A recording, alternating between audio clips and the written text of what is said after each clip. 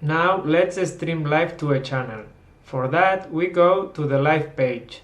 Here we can send the live stream to a channel adding it as destination. Let's add our previous created channels.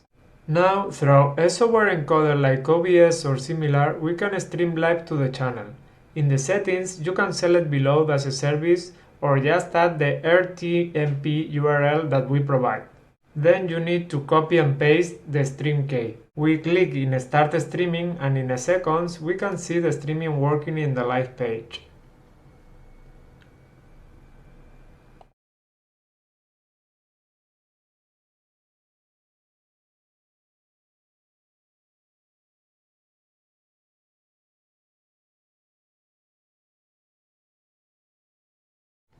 As we send the live stream to the channels, we can see the live working in the channel.